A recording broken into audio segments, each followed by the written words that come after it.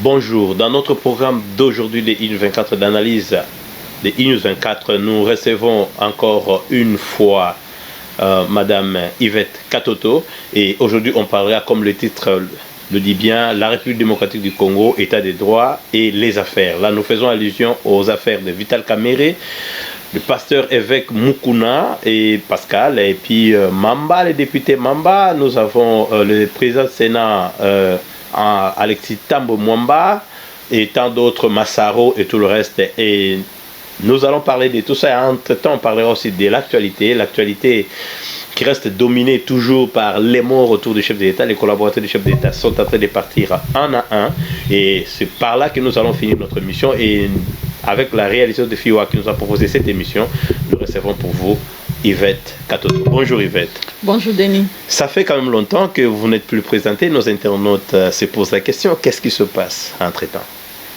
Oui, c'est vrai, ça fait longtemps. Ce n'est pas de ma propre bonne volonté, mais c'est à cause de pandémie Covid-19. Là, on était obligé de lockdown, de rester à la maison. Beaucoup de lois étaient émises, instaurées, donc nous étions dans l'obligation de les respecter. C'est dans ce sens-là qu'il n'y avait pas moyen de venir faire l'émission. Nous rappellerons aussi que Covid-19 a fait beaucoup de morts et en République démocratique du Congo, nous avons dit qu'il y a toujours balance qui ne marche pas entre les morts, les cas et puis ça, ceux qui sont hospitalisés. Souvent, les gens réclament qu'ils sont hospitalisés pour rien. Et puis, il y a eu sur Internet beaucoup de choses et avec des faits, bien sûr, que nous avons suivis avec attention, où nous voyons des gens réclamer qu'ils ne sont pas malades. Alors, ça, c'est pas le sujet d'aujourd'hui.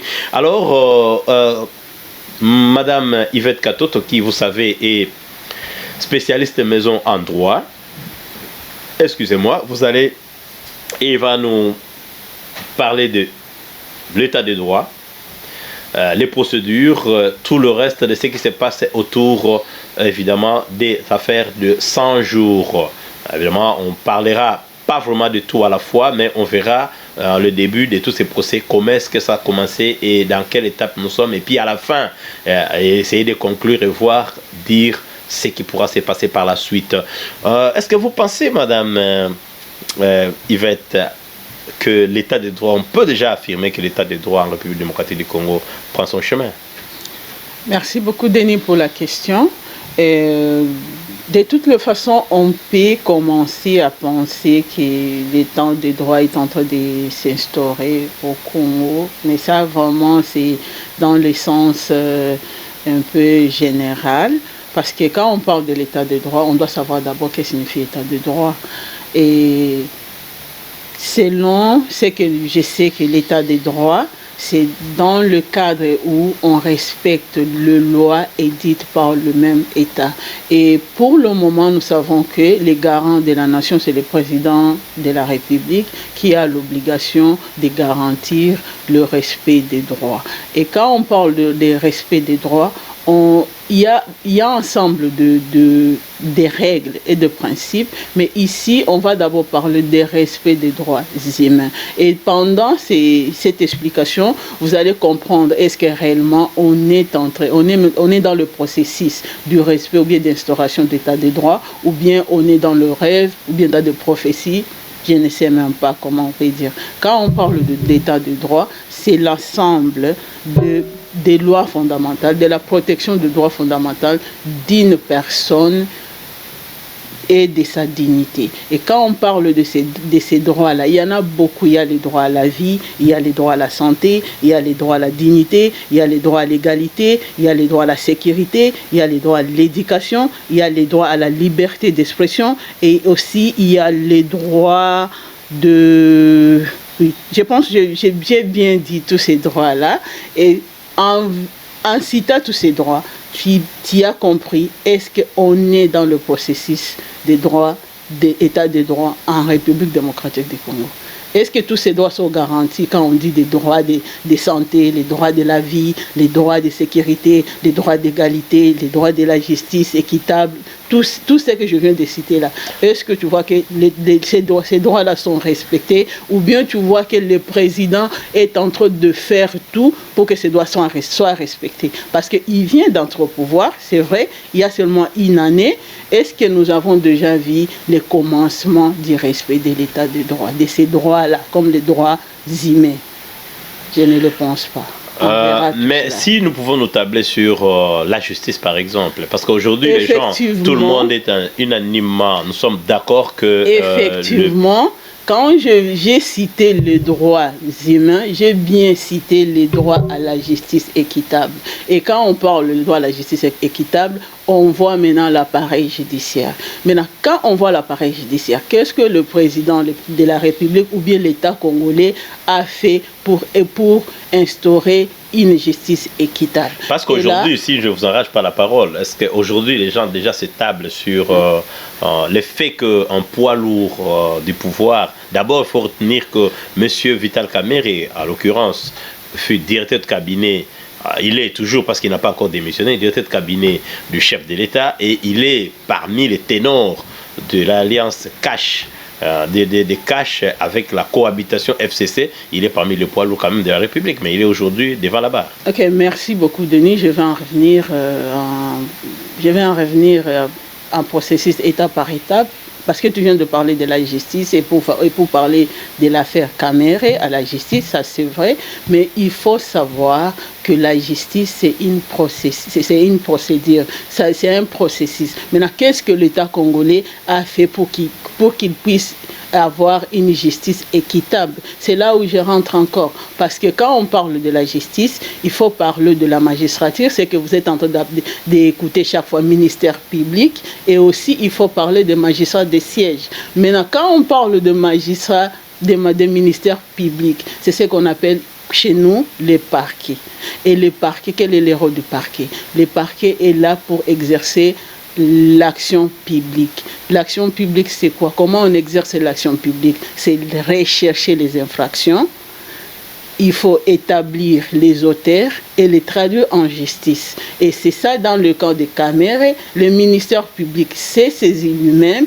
Il a constaté les infractions. Il est en train de faire des enquêtes pour retrouver l'auteur, qui est l'auteur présumé, c'est Vital Kamerhe, et c'est dans ce sens-là qu'on lui a traduit en justice. Maintenant, si on rentre dans le cadre d'état des droits, qu'est-ce que l'État congolais a fait de nouveau pour qu'on puisse parler de l'État des droits? Il a fait arrêter un poids lourd. Qu'est-ce qu'il a changé? Il a fait arrêter un ténor du pouvoir. D'accord, il a fait arrêter en fait, pas arrêter, bien sûr. Il est arrivé à faire comparaître le poids lourd. D'accord, je n'en disconviens pas, mais c'est pour te dire que tout l'état de droit, ça se prépare. Pour avoir une bonne chose, on doit se préparer. Comment on a réformé la justice pour qu'on puisse avoir une bonne justice?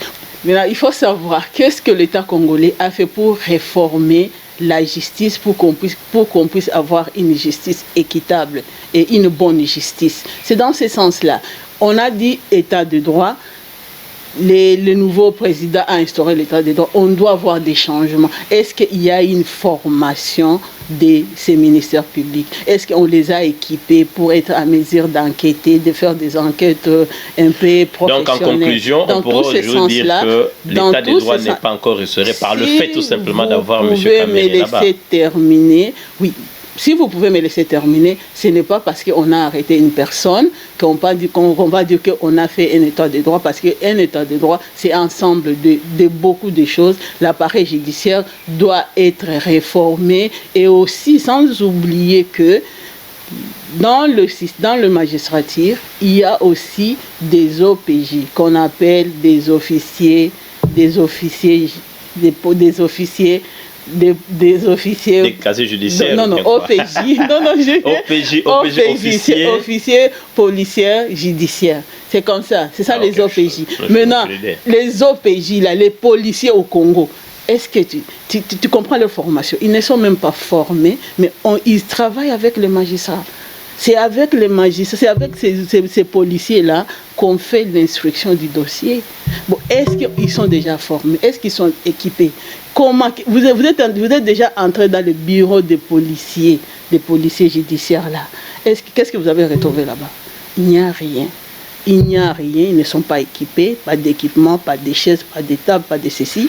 Et en tout cela, parce qu'on a aussi parlé de l'état de droit, on a parlé aussi de la dignité. Est-ce que ces policiers sont dignes? Est-ce qu'ils ont vraiment leur dignité en tant que policiers?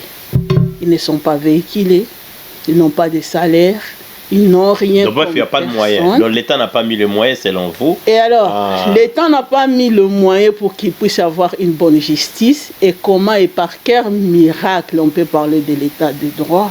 Là, il faut rêver. Peut-être on donc, est dans une en conclusion, le fait tout simplement d'arrêter un cacique, en fait, je voulais dire cacique, un poids lourd du gouvernement ne suffit pas pour parler de l'état de droit. Non, ça ne suffit pas pour parler de l'état de droit. Et qu'est-ce que vous dites maintenant à Parce la population? qu'on a déjà compris. Quand on parle de l'état de droit, c'est le respect d'ensemble des règles d'un État.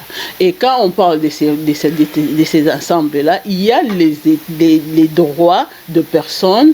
En tant que personne, nous avons nos lois et aussi nous avons des lois politiques. Mais nous avons constaté seulement qu'il y a le respect des lois quand il s'agit des intérêts des politiciens.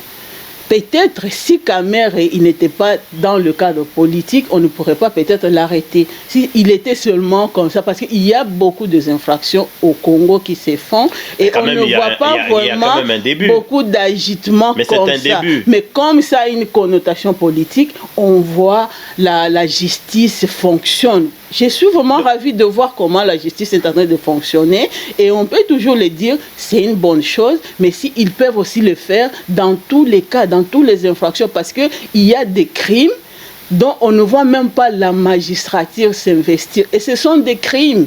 On peut tolérer si ce sont dans des cadres civils, des procès privés, mais des cas de vol, des cas de meurtre, et la magistrature est absente. La magistrature n'enquête même pas. Et qu'est-ce que vous allez me dire de l'état de droit? Donc, entre les personnes, c'est-à-dire quoi? On doit respecter les droits de tout le monde. L'État congolais, c'est vrai, aujourd'hui, on est en train de, dans l'affaire Kamere, on est en train de dire que c'est l'État congolais qui est partie civile. On n'en disconvient pas, c'est bien. On peut voir comment il est en train de se présenter, mais chaque fois, on doit toujours rentrer sur le rôle de magistrature qui représente la société. Et dans ce cadre-là, même si c'est dans le cadre de meurtre, il représente la société. Et il doit toujours travailler. Au même titre, quand il représente la République et quand il représente la société, c'est toujours le ministère public. Donc, si nous avons compris, ça signifie que la République démocratique du Congo, par le fait tout simplement d'arrêter Vital Kamere, évidemment, et les Mukuna et autres, ce n'est pas vraiment l'état de droit. Donc, ça signifie qu'il fallait plus, c'est-à-dire il fallait voir, comme vous l'avez mentionné ici, il fallait voir tout ça en large. Maintenant, selon vous, alors, ces procès, c'est comme si vous avez tendance de dire que les procès pourraient être politiques. Pas dur pourrait, mais quand on voit selon la manière dont le procès est en train de se faire, on comprend directement que c'est un procès politique. C'est plus politique que judiciaire. Et qu'est-ce que vous fait dire? Qu'est-ce qui vous fait dire ça? C'est ce qu'on dans les cas, par exemple, de Vital Kamere. C'est ce qu'on est en train. On doit parler plus dans tous les cas, que ce soit dans les cas de Kamere, que ce soit dans les cas de Mukuna. Bon. Et dans le cas de Kamere, on est en train de voir les CMP, ce n'est pas trop clair, mais avec le commentaire de la population, on peut comprendre que c'est plus politique que judiciaire. Et dans le cas de Mukuna, là, on comprend directement que c'est politique. Est-ce que vous pouvez un peu aller un peu en profondeur, faire voir le fait ou l'aspect qui vous fait dire que les procès Kamere et Mukuna sont politiques? Oui. En commençant surtout par Vital Kamere. Dans le cas de Mukuna, on comprend plus que c'est plus politique que judiciaire. Bon, on rentre directement dans le cas Kamere et dans le dossier de Kamere, c'est un peu spécial parce que nous voyons que les ministères publics, je pense que vous avez remarqué qu'il y a les ministères publics et il y a l'avocat général. Oui. Et là, déjà, c'est comme peut-être on se pose beaucoup de questions de voir l'avocat général, il y a les avocats de caméra, il y a le ministère public et l'avocat général, tous sont des magistrats du parquet.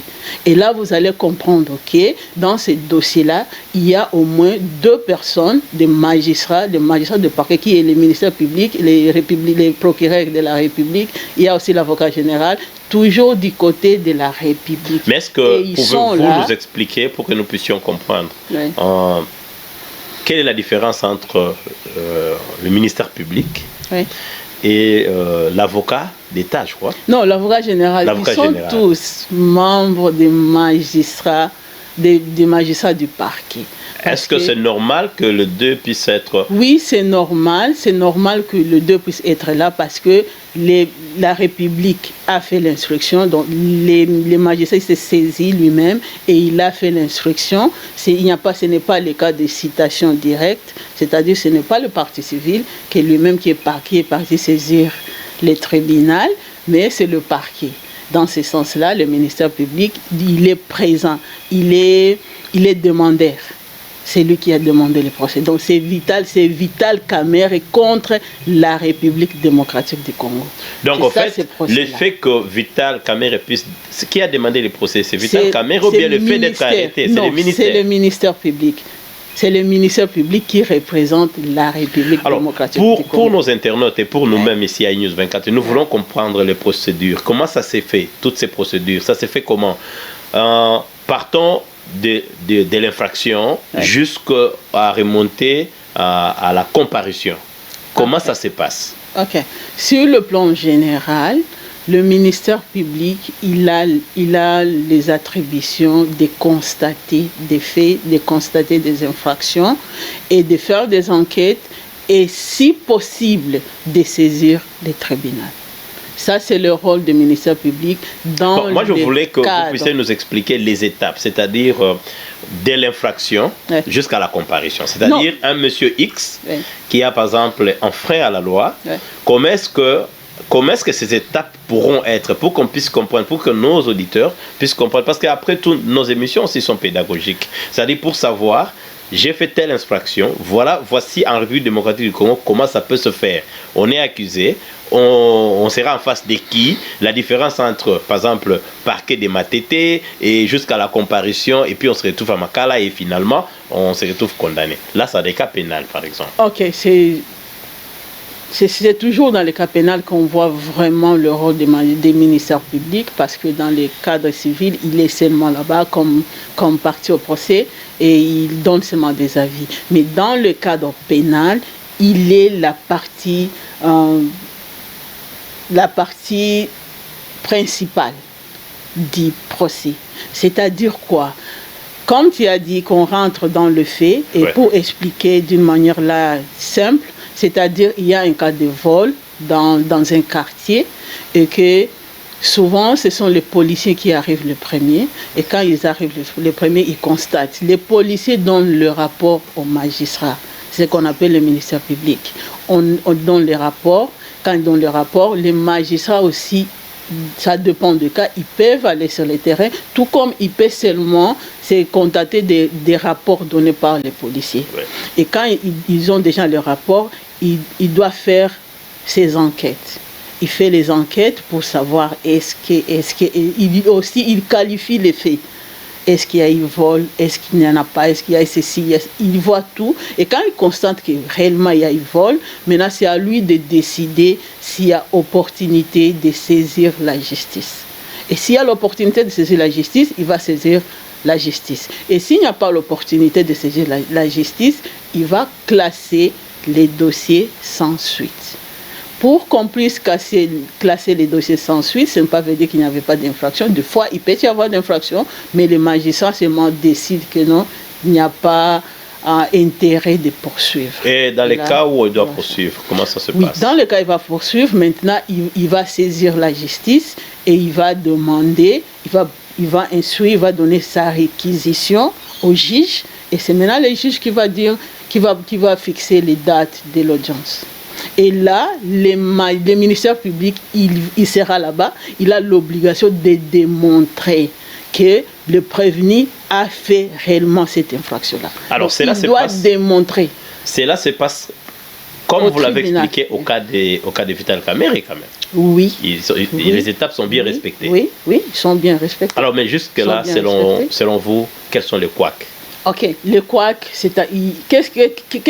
où sont les couacs en propos de Vital Kamerhe?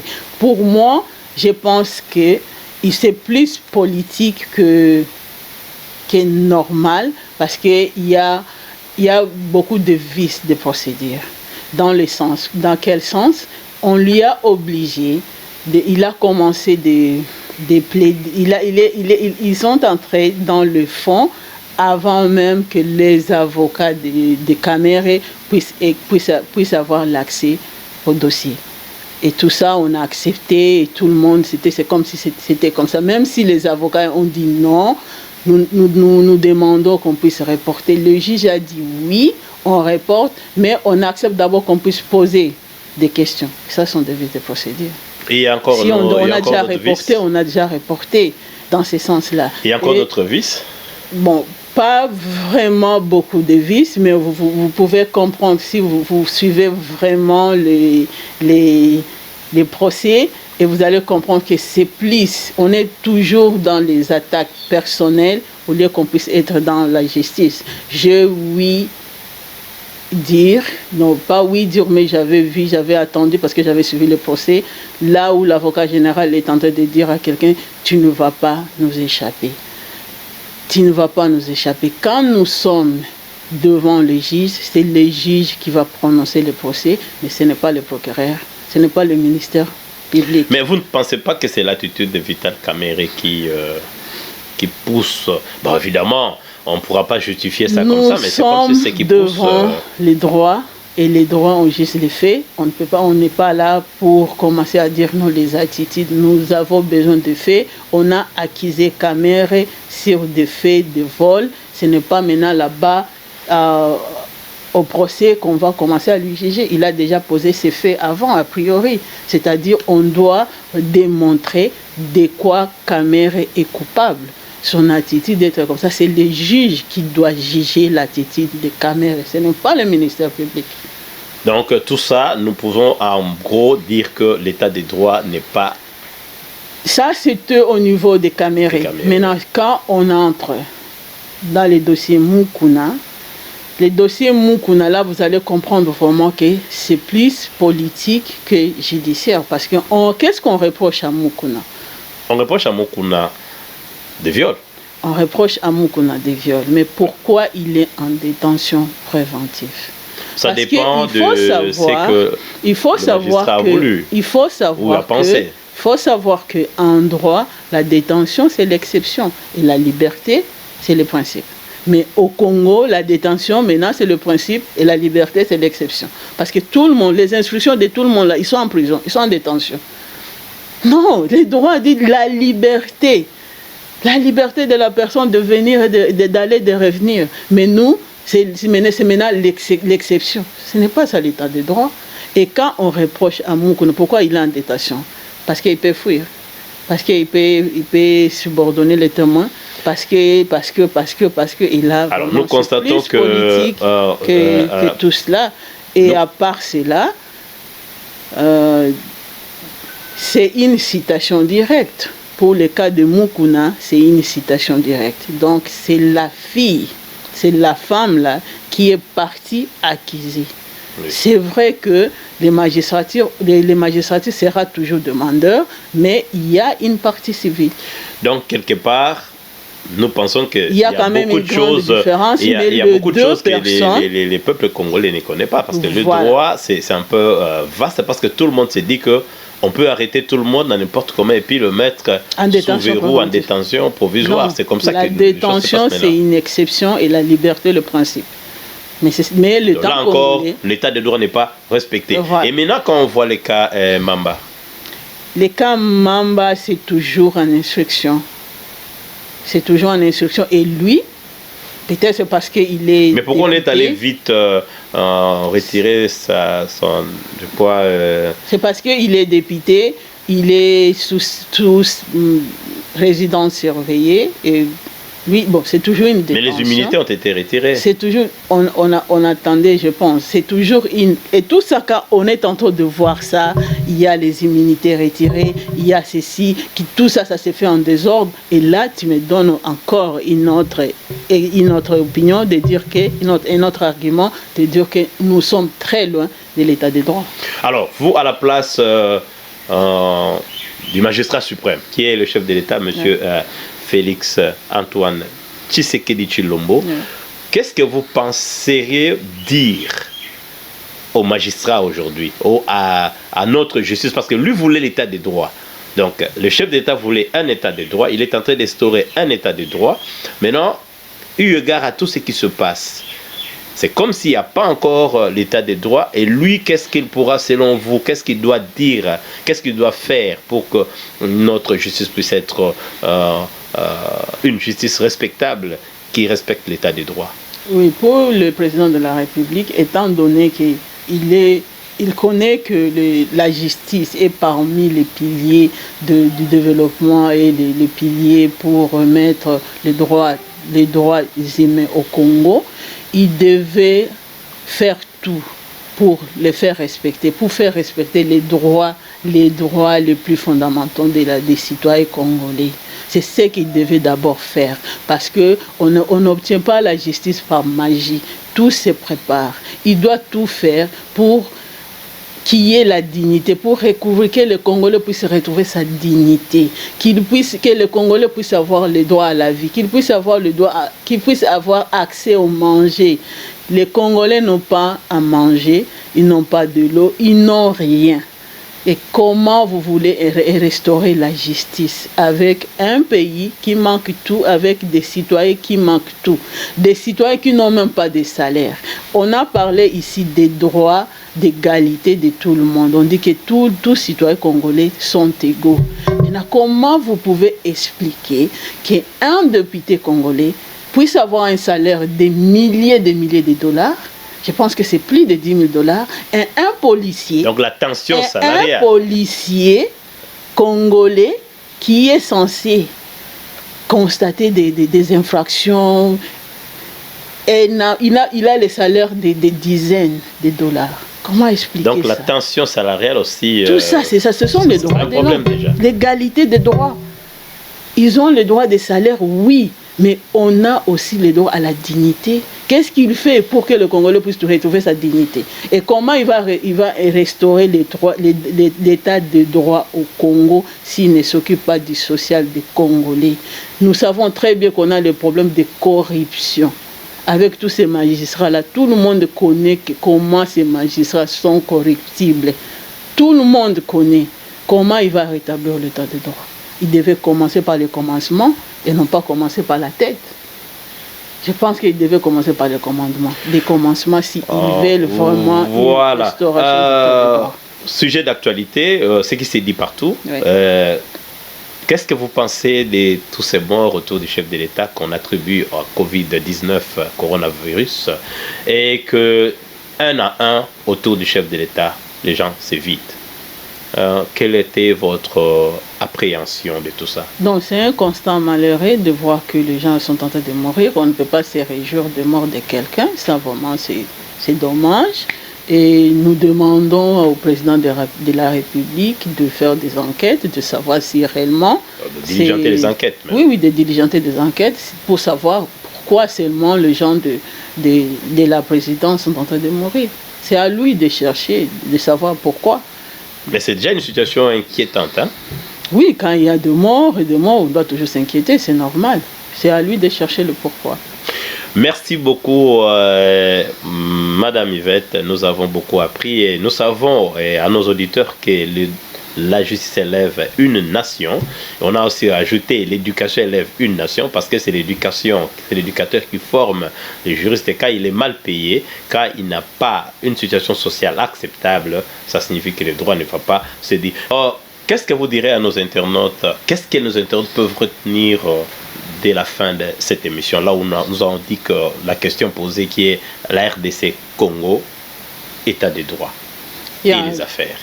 Qu'est-ce qu'ils doivent retenir? Je voulais encore dire à nos internautes que l'état des droits, c'est un processus, c'est un rêve. Nous voulons bien qu'on puisse être dans un état des droits, mais nous sommes très loin de vivre dans un état de droit. Donc si nous voulons vraiment un état de droit, c'est en amont et en aval, et nous en tant que population, nous devons aussi savoir nos droits et comment les revendiquer.